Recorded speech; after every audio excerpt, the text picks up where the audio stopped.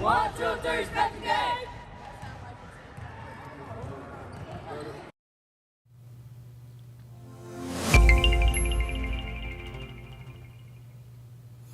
Hey, welcome to ONV, Respect the Game podcast. We're going to start off tonight with a reel, and it's going to be a nice surprise to everybody, so sit back and relax, and let's see what we got going on tonight.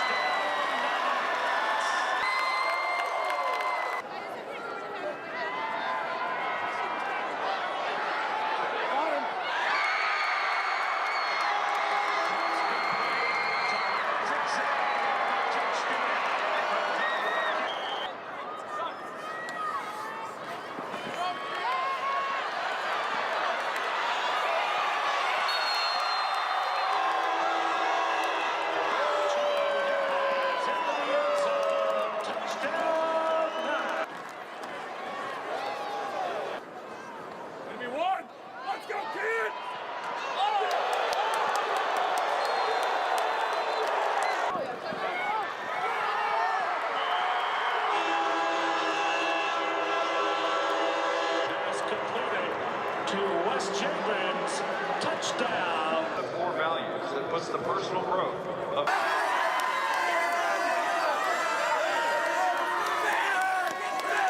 His dad's got 9. That was his first.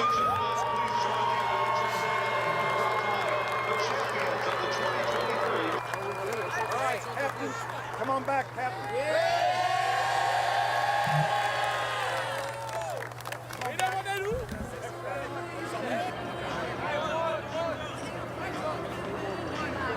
All right, guys, I'm going to count you down.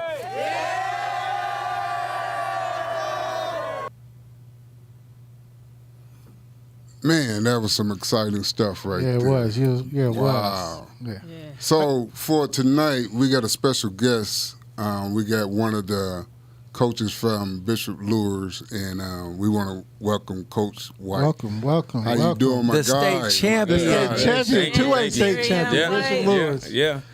Man, it's a pleasure to have you on the show, man. Give us a little rundown on. Hold on, before you go off into that, I just want to know what's going through your mind as you watch them clips, them highlights. That's what I want to hear. Man, you know what?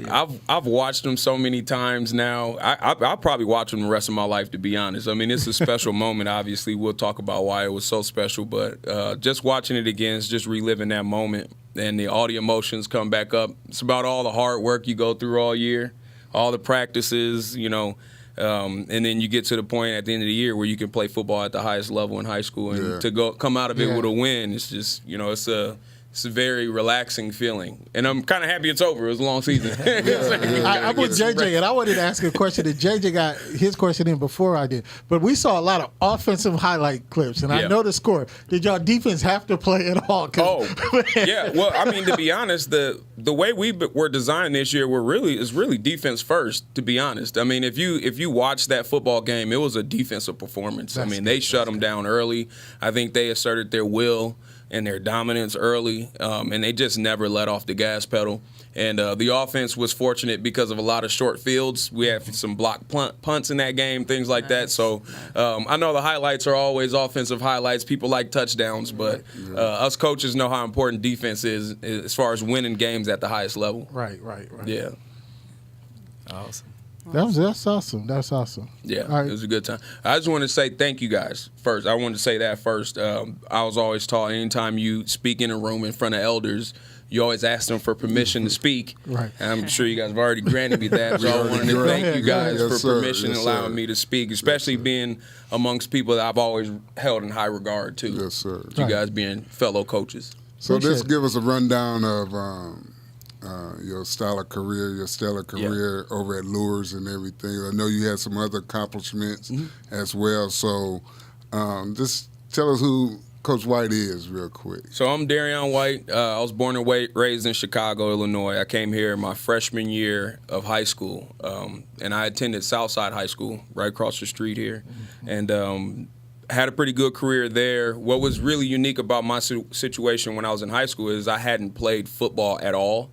Really? Before I moved here. I grew up in Chicago, and the areas I grew up in were a little rough, and so I had to walk to all my practices, and my mom didn't drive. My dad was a cab driver, so he was gone all the time. So if I got to play a sport, it had to be close. Right. And so whatever was across the street or around the corner, I could do that. Football, I had to walk through some unsavory neighborhoods to get there, so I never had a chance to play tackle football until I moved here. Okay. So I was really fortunate. My freshman year, 1998, seems like forever ago now. Had to be athletic to be able to walk on. You had to be, and so. Right. But that's why the learning curve for me was so steep. Yeah. So I came in my freshman year, high school, never played football before. I had to have people show me how to put my pads in my pants, that kind of thing. And to go from that your freshman year to being able to receive a scholarship to play football at the University of St. Francis, nice. I was really fortunate, nice. and I had a lot of people that were backing me during that time. So I ended up going to the University of St. Francis. I played there for 5 years. Wow. We won 5 conference championships. We never lost a regular season game while I was there. Wow. So that was really my first taste on what it takes to win at the highest level, and the discipline and the coaching styles and all that. So I learned that there as far as football is concerned. Did you take anything from there and bring it to? Absolutely, okay. I'm sure all the other coaches here can attest to that. Mm-hmm. We're kind of a makeup of all the coaching styles that we've experienced through our life, and we kind of take bits and pieces from everybody and make our own thing. Yeah. And that's kind of what I've done. I mean, Coach Ayers, I've been around you for a long time. My kids used to go up to the center all the time with you, and I've taken things from you. JJ, I've taken from you as well. So I think that's coaching. It's a fraternity to me. So I think anytime you can steal some things from some really good coaches, then I think you can make yourself into be a good one, and I feel like I've done that so far. Okay. Yeah, and speaking of your kids, I was gonna say that. We need to hear something about how that 12 years ago when I seen you in the middle of the field at the coach down in Lucas Oil, Oil Field with your 3 boys, and what did I see again? So that was a really special moment 12 years ago now, and I knew it then. It's probably the second most memorable moment with my kids now. There's one that's topped that since then, but that time was my first year coaching football in high school. I had previously been coaching with Metro. Mm-hmm. So when I graduated from college, I felt like, obviously, because I hadn't had a long career in football, I was just really starting to learn it and understand it. I mean, you got to imagine, I go to St. Francis. I already graduated early. I graduated at 17. So I go into St. Francis. I hadn't played football before high school, so I had 3 years of experience, 1 year of varsity experience going in. I'm still learning everything when I get to college. So whereas everybody else I'm playing with, at that time, I'm 17. There's kids that are 24 years old on the team that have been playing football for their 15 years or whatnot. And I had 4 years under my belt. Right. So I had to try to learn everything really fast. Right. And at that level, they expect you to know certain stuff already coming in. So I do a lot of pretending. And, and to be honest, I didn't play a lot in college. I mean, I was a decent player, but again, I didn't know a lot of, how to play football at that level yet, because I had just really been learning how to play it in high school. So I felt like I had a lot left to offer as far as coaching is concerned. So when I graduated high school or college, at that time, and this is a really unique story about my kids. So when I graduated college in 2007, my wife, who's my wife now, at the time she was not my wife, she was pregnant with our fourth kid. Okay. So I had my first kid in 2005. I was 3 years in at St. Francis. And then we had another kid a year and a half later. And so I have 4 total. And the 3 boys that we'll talk about, they're each 11 months apart. Oh, wow. Yeah. So my head football coach at the time, Coach Donnelly, he's still there at St. Francis. He's a Hall of Fame coach. He's a legend. So I've had a chance to learn under some really good coaches. But I remember the last year I was there, we had a spring game, and my daughter was born right before the game started, so I had to miss the game. And I come walking up, and they're in the huddle and everything after the game, just kind of talking. And coach is like, "Oh, congratulations!" And I walk up, and the whole team congratulated me.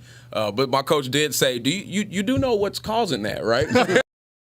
I think we figured that out. But no, so I end up graduating college, and we end up having our 4th kid not soon after that. So when I started coaching Metro football, the kids were 1 and 2 years old, and I was always bringing them out to the field. In fact, there was moms that would be around, and they would kind of hold the kid while I'll go out there and coach. And so, to be honest, these kids have been around football since they could walk, since they could breathe. You said you was going to get them that head start that you didn't have. Absolutely. And I think that's how we raise our kids, right? I mean, all of us are always looking for whatever gaps that we had. We try to fill that in our kids coming up. We want to make sure that we provide them all the best opportunities we can. Yeah. And so that was all part of it. I wanted them to see it. I've always been really big on experience. I think that's king. I think it's experience. To be able to go and see it is better than anything else. Right. So obviously I brought them out there on the field then when they were really little, and then they got to the age where they could play, and then I started coaching them, and I've been coaching them ever since, whether they like that or not. I have been. But yeah, so we were at Metro for a couple years, and then I'm at a Jason Baker camp one year, and my roommate from college was, because I went to Southside, so I'm sure there's a lot of people that are like, how'd you end up at Luers? Battle of Calhoun, we're right down the street from each other. Right. So I ended up at a Jason Baker camp one year, as I was always learning, so I'm trying to be a better coach. So I'm at the camp learning from all these other coaches, and my roommate from college was a player at Luers. And so he was sitting behind me. He leans up. He goes, "Hey, man, you ever thought about coaching high school?" I'm like, "Absolutely. I would love to." But, that's usually an opportunity that you're looking for. So when he said it, I'm like, "Yeah." And he's like, "All right, be there Monday." So I showed up on Monday, and guess the rest is history. Mm-hmm. So the first year that I was there, I was really fortunate, and I've always been really fortunate. Even when I was at St. Francis, like I mentioned before, I wasn't playing a lot, but I was on teams that were winning all the time. So I got all these rings and stuff from St. Francis, and I feel like I contributed on, in practice. I got Scout Team Player of the Week a few times. But, I've always just been fortunate to be around a lot of good football, even in my, small experience in football up to that point. But so I end up going to Bishop Luers, and in my first year, there was a kid named Jalen Smith who was leaving. He was coming out of his sophomore year, going into his junior year. Nice. But to be honest, the first person they told me about when I got there was a guy named Mike Rogers. Yeah. And they were like, "Man, this is kid Mike Rogers," because I was coaching receivers, and they're like, "This kid could be really good." And to be honest, he really was. Yeah. And so fortunately, for the first 2 years I was there, we won 2 state titles. And so the first one, my kids were 3, 4, and 2 years old at the time, and so we won it. And they're up in the stands with my wife, and I run over to the side, and I grab them, I pull them down on the field, and then we go I said, "Let's go take a picture on the helmet, on the horseshoe." Yeah. And so we go over to the horseshoe, and there's a guy that comes over and takes our picture, and he goes, take a knee, and he's telling me to take a knee. But, my kids always are with me all the time. They always just do what I do. Like, whether I'm fixing a car, I'm like, come here, I'll hand them a wrench, and they're trying to do it too. Right. So they all take a knee too. So if you see the picture, we're all taking a knee. They should have been standing up, but they take a knee with me, and it's a good thing because if we recreate that picture again and they're standing up, you probably don't see me in that picture. So it's a good thing they did kneel down. But I was able to get them on the field, and we all took a knee, and they took a picture of us. But prior to the picture, the really cool thing, some of the players were standing around. They took their ribbons off, and they said, hey, why don't you put the ribbons on them? Let them put the ribbons on. And so we put the ribbons on them. So if you see the picture, they're sitting there, they're on their knee with their ribbon on. Yeah. And so, that's really special right there because, like I said before, everything's about experience. So just them putting that medal on. Yeah. So when we go on to win it later, it's not the first time they've done that. They've done it before. Now, that is a beautiful testament to legacy. And Coach Lindsey was supposed to come on, and hey, Coach Lindsey, congratulations! I congratulated Darrion, but you guys, the whole staff at Luers. When we talk about legacy, Kyle took over for his dad, and I know, there were some people. Is he the right guy for the job? Is he not? Dad won 9 state championships. Kyle got his first, so look, he can take that monkey off his back. Right. There'll be And more. again, hats off, and then like you said, you guys got a strong group coming back. Can you share some insights? What is Kyle? What does he share with you guys? Regarding that. Absolutely, and it's everything you just said. And I think, and I was talking a little bit about this earlier. I think that's the difference between a lot of programs, no matter where you're at, but specifically in Fort Wayne, is that continuity. When you have a staff or familiar faces that have been there for such a long time. So you mentioned Matt Lindsey, Kyle's dad. He was there for, I think, it was like 3 decades maybe. Yeah, he was there for it was a long time. Again, 9 state titles. And so what's interesting about that is Kyle grew up on that field, same way my kids did. He was a ball boy, same way my kids were. He went on to be an offensive coordinator, and then when it was time for him to take the job over, he's taking it over. And there were some people that were like you said, whether he was the right man for the job or not, because the standard there is a state championship. Right. I think that's a good legacy to have. Yes. When you're being judged on whether you're winning the highest game that you can possibly win, most people are getting judged on conference championships or just win and loss records. And at Luers, it's about whether you win a state title or not. So Kyle, and again, I'll go back to me being fortunate to be around a lot of good coaches. When I first came in my first year, I had a chance to be under Matt Lindsey, and he actually taught me a lot about the standard of coaching. So when I played at St. Francis, it was more so how do you be a good player, what it takes to be a good team from the player perspective. When I went to start coaching and I was under Matt Lindsey, he taught me a lot about what it takes as a coach to get your team to the highest level. And I can remember 2 incidences. One of them, I showed up, and it was like my first week there. And, I stroll into practice, and there's a rock you touch before you go on the practice field. And I touch the rock, I walk in, and he pulls up on a cart, and he goes, "Do you know what Lombardi time is?" And I go, "No, Coach, what's that?" He goes, 15 minutes early and is on time. And then he drove off, and that was it. And I hadn't talked to him much before that, and I've always seen him because I played against him. And there was always this scowl and like this, you always see these guys like Bob Knight and all these people, and you look at him, you're like, man, that guy, he looks like he's got this hard, tough exterior. And so, I still had that from being a player, and I'm just kind of like, wow, okay, I guess he's right. And I showed up on time, but After 15 minutes early is on time. You're late. That's right. I learned that. That was the first lesson. Correct. Shortly after that, my responsibility was special teams, and my job was during the game is to make sure I have all the kids that are on that particular special teams at the 50-yard line ready to go out when it's their time to go out. And I remember a game, we sent 10 out. There wasn't 11 on the field. We sent 10. And I'm standing next to him, and he looks around, and he's doing like this. He goes, "Who's responsible for special teams?" And he knows I'm standing right here next to him. It's a rhetorical. And that's all he had to say. That was it. Right. And I've never sent 10 on the field since then. Right.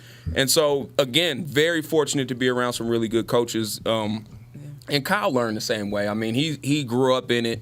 He saw it. And it wasn't just Matt Lindsey. There were a lot of other good ones. Dave X was a really good coach. We still have some that are leftovers from that time who have put a lot of years in. But it goes back to that legacy is – part of that is continuity.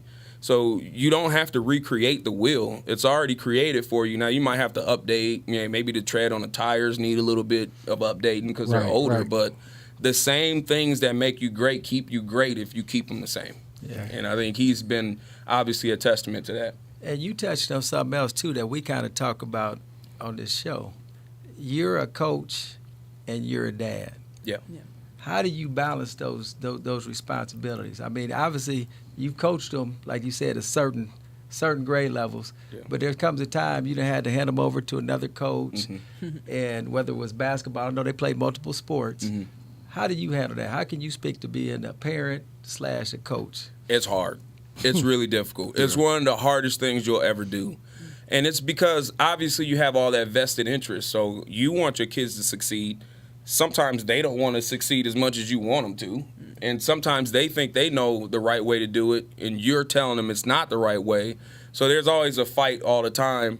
One thing I find really difficult is knowing when I'm a dad and when I'm a coach. And I don't know if there's a line. It's a really faint line if there is one there.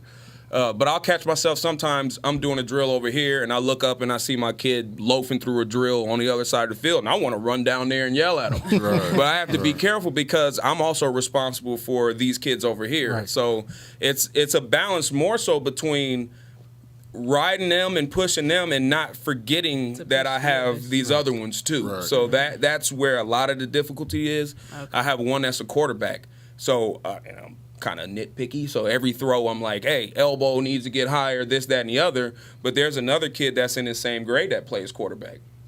And so I had to be really conscious about not overcoaching my kid and giving him everything and not giving it to the other kid too. Because I don't want him to feel like, oh, he's just doing, his dad is fortunate for him. That His dad happens is a here. lot. So I try to make sure that I give it to all of them the same. So, if you ever see me in practice, I talk to all the kids. They all talk to me. And I try to be that father figure. Are you coach at the dinner table? That's what I want. I'm here. Coach at the dinner table. I'm coach on the way home from practice. So there's no music. That's all. No aux chords getting passed around. We're going to talk about the results of the game or practice or whatever it is. Or there may be something else that we need to talk about along the way that, maybe something in practice. I always try to tie things that happen in sports to the much bigger picture of life. Okay. And That's important. there's something about football that is so close to life that there's always a lesson to be learned, and you can use football as a way to kind of teach that lesson. So I don't know if there is a line between dad and coach. It's like the same thing. Nah, I think it's more dad than coach. Yeah. But that's just my opinion. Yeah. You're always gonna be that dad. I agree. So let's get back to the Luers football. I know you guys had 12 seniors. Yeah. So what is your future looking like for these next few years? I think it looks pretty good, to be honest. It's because we had a really good sophomore class. So if you go back and you look at the roster, a lot of the starters on that team, if they weren't seniors, they were sophomores. So that's a good problem to have because we get another 2 years with those guys. Now, we do have to reload. 12 seniors is a lot, especially for a 2A program. Right. But if you look at us last year, we had to replace a lot of seniors last year, too. Yeah, but y'all play in the SAC, too. We do. We play in the SAC. So you I have your consider y'all 6As, your 5As. 2A team. Yeah. I mean, we won the SAC title this year. We share it with Snyder. So, and that's a difficult feat every time being the smallest school in the SAC. Yeah, y'all the smallest, but y'all ain't the smallest. We're scrappy. We're scrappy. We have to be, though, because you got to go play Carroll, who's 6A. And, Carroll went to a 6A state championship game last year. So, and I think that's more so a testament to the quality of football in Fort Wayne, too. But just going back to Luers in particular, we have to reload a little bit, and we had to do it the year before, so it's not something we haven't seen. In fact, if you look at our team this year, a lot of the star players weren't players that were star players last year. There are a lot of first-time players, and I think that's why in the beginning you saw us struggle a little. So East Noble game, New Haven game, we got beat pretty good. I think they were a little bit bigger, a little bit stronger than we were, and we had to kind of get bigger and stronger as we went through the season. And one of the things that we always tell the kids, especially at Bishop Luers, because there's always a second season. Right. Let's just get better each week. Right. So no matter what happens those first couple games, there's low-hanging fruit between each week that we can get better at. And so we always try to attack whatever those easy things to fix are. And then by the time we get to the end of the season, we have a record, whatever we have, and we'll take what it is. But we're trying to run to a state title. And hopefully by then we've fixed a lot of issues along the way. And I want to ask that, because JJ alluded to it and Coach Ayers did too. Because Luers has a legacy of winning and, they had players come through. But when you're replacing somebody, how do you keep kids motivated within the season when it's not going the way that they think that they should be going, and or they stepping in somebody's shoes that so how do you keep them motivated to continue to work hard? It's showing them that bigger picture. It's because we can lean back on state titles. I mean, we have a coaching staff that's been there before. This was Kyle's first one. We talked about that, but he had been to one. 2020, we went to one and lost. And that team that lost, the seniors this year were freshmen on that team. And one thing we tell the freshmen every year when they come in, I make it a point to do this myself, and I'm sure everybody else does it, but I walk down to the freshmen when they're all practicing, and I tell them their job before they leave Luers is to win a state title. That's your job. That's the standard at Luers. And so when it comes to replacing kids, and maybe the first couple weeks don't go well, and maybe half the season doesn't go well, you're just telling them we're preparing for 15 weeks from now. And it's a grind once you stop into SAC play to get through to the state title, because it's really a battle of attrition at that point. It's can you stay healthy? Can you keep kids involved and locked in the whole time? It's difficult. Yeah. When you talk about the kids that graduated or like how they were freshmen and they made it to the state title, do you have some of those graduates like giving feedback to the program? Like what's some of the feedback that you received from those graduates? And that's also something else I think that is a reason why Luers is able to be winners consistently, is because we get that kind of support from kids that have passed, that have gone on, that have graduated. And so this year, Antoine Lake was a coach of ours. He was a senior on that team that lost the state title. So it was kind of some closure for him because he went his senior year and lost it. Now he comes back first-year coach and he wins one. But he went off to school and he didn't want to finish where he was at, and he's thinking about moving to some other places. But in that meantime, he came back to coach at Luers. He figured if I can give anything back, I can give back to these kids now. And so he does that. We still see players like Carson Clark, Aiden Dennis, Nick Thompson, who's at Toledo. He was there a few practices along the way to the state run, just coming to check us out. And they were going to a MAC championship game. Exactly. So, he's got that going on. He's still coming back and checking us out. And we see him all the time. There's a bunch that are at St. Francis, so they're still here in town. And so we get that support from a lot of the kids that are part of the program. We really call it a fraternity, and we try to make it that way seriously. So we always reach out to them. They always have an open door. Jalen, 2020, he sent us a video, a Zoom. So we did a Zoom with him in the locker room, and he talked to the kids before the game. And he's getting ready to play in an NFL game, and he's zooming in to tell us good luck on the state title game. Nice. Mike Lito sent a long, he wrote a long thing about, being a Luers player and what it's like to go to state, and he remembered all that, and he wanted us to read it to the team before the game. And so we keep that kind of support from kids that are winning. The support is indefinite, it seems. That's good. Yeah. That's good. Yeah. Nice. So lastly, I guess, what is your inspiration to keep going, like as a coach? Like what really drives you? I don't feel like I know anything yet. Okay. You know what I mean? It's like I still see some things, some plays and stuff, and I'm like, man, that's really cool. I'm always learning. So I think the consistency of not knowing everything in sports keeps me going, because there's always something new to learn. Yeah. That, and then the kids reload. So after these kids are gone, new ones come in, and I'm a person who likes to take something and improve it, or take someone who wants to get somewhere and then help them get there. And that always comes in every year. There's a new freshman. There's a new group of kids that want to get to that level. And so that keeps me going for sure. And then obviously having my own three there was motivation enough. Yeah. Definitely.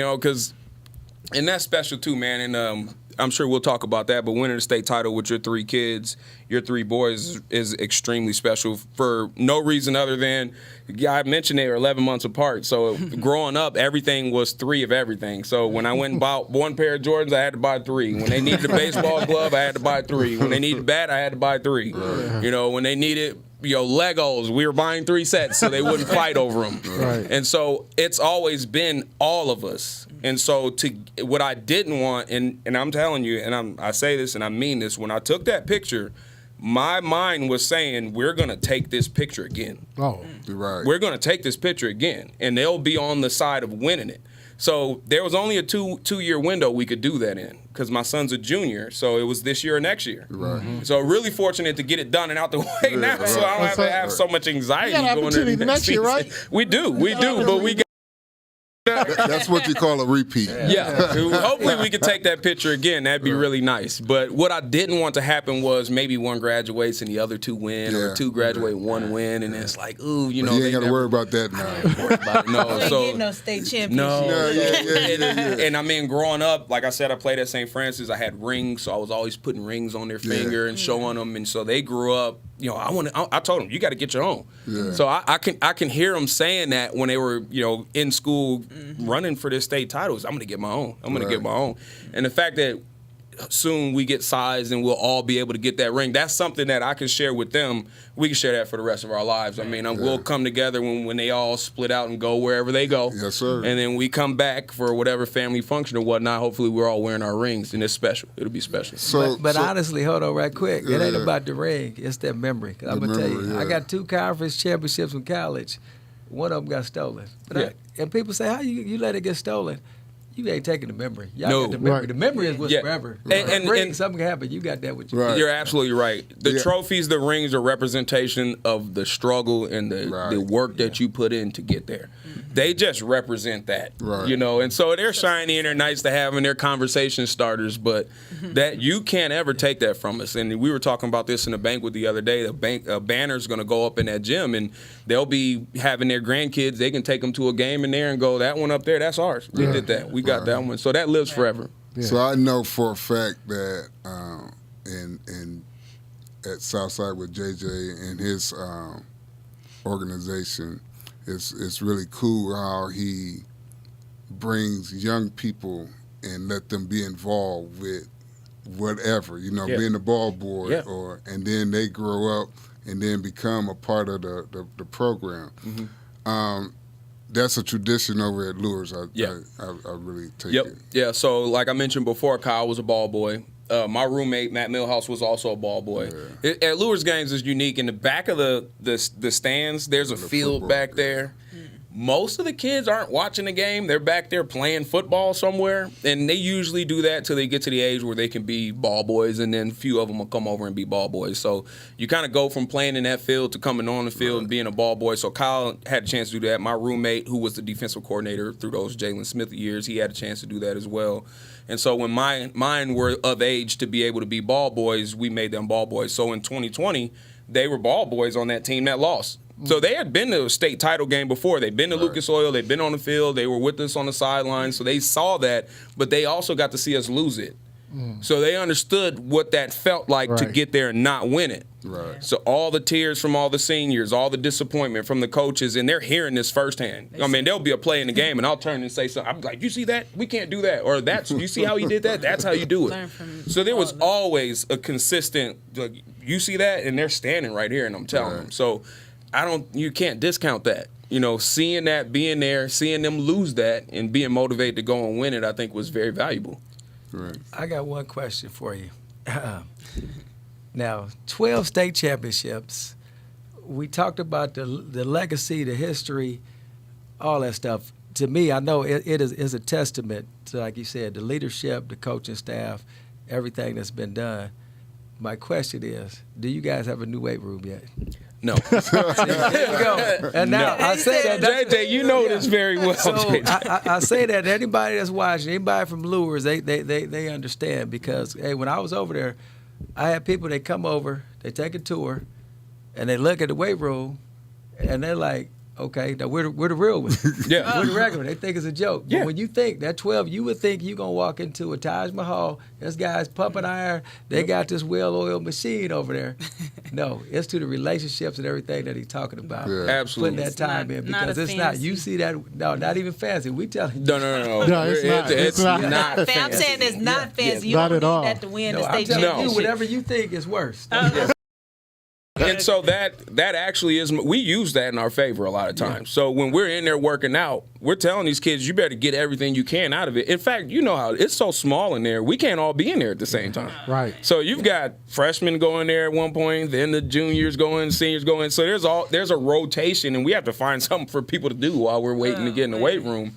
And then you go to somewhere like Homestead or Carroll, and you can have 3 football teams in there at one time, and everybody can be lifting all together and creating that synergy. A lot of the synergy that happens in a football team happens in the weight room when you're all in there and you're getting better together and you're pumping iron. And we unfortunately don't get a chance to do that, but we try to use that as motivation. So when we're in there, we tell them, like, have you seen Homestead's weight room? We don't have that. So you better work hard. Like, you know, when you're in here, that time you're in here, when you're on that machine, you better be getting all you can out of it, because we don't have 20 squat racks. Yeah. We got 2, you know? So we're trying to figure it out. It's actually motivation, You really. got the custodial closet over there? It's kind of a crawl space. It's underneath the stadium stairs, but there's hope on the horizon. Right now, they're pulling some capital campaigns to try to redo a weight room there. But JJ, you know how it is out here, man. It's a dungeon. Yeah, I know Mr. Hoop said that's his new charge, right? Yeah.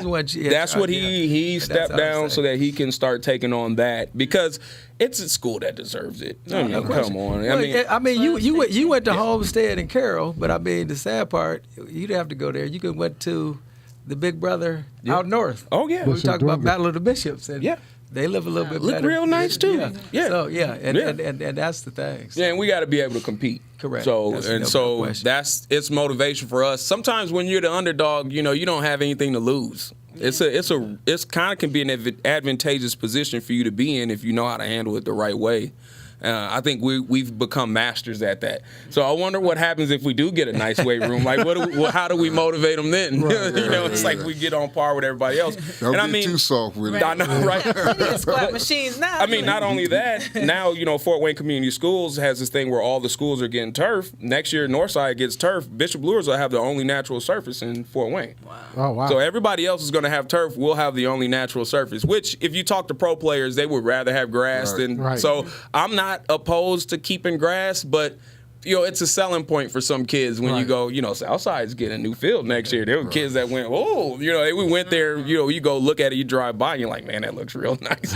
You don't have to paint it. You know, we've got a whole crew called the Field Dads that are a group of dads that literally on Thursday go out there and they paint the fields and they have their little party after and all that. But it's a whole crew that does it. And I'll say this, too, and it's funny you bring up the Field Dads.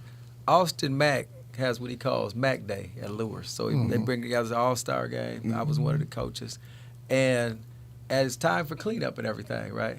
So, you know, everybody's talking, and there's certain parents that stay behind and do work. Y'all want to know one of the parents that was behind doing work?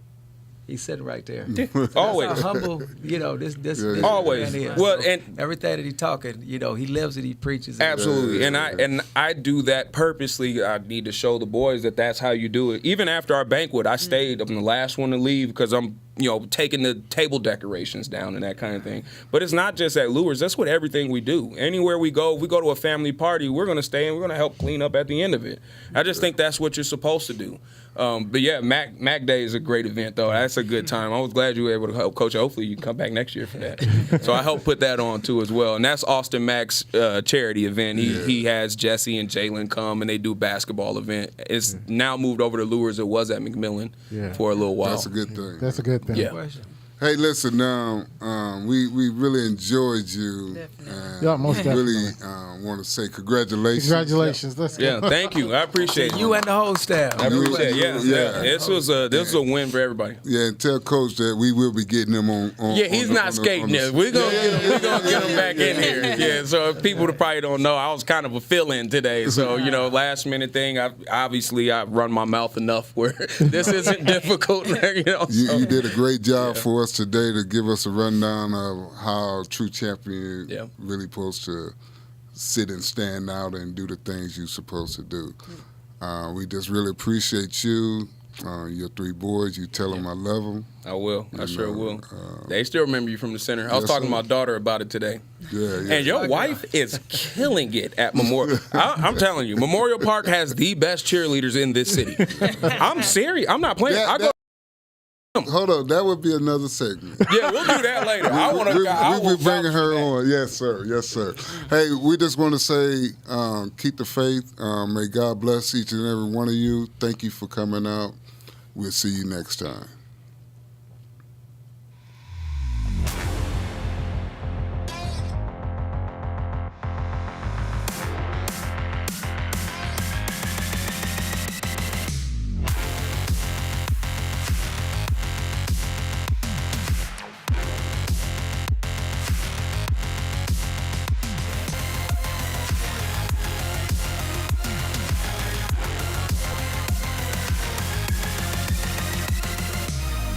Respect the game on 3. 1, 2, 3, respect the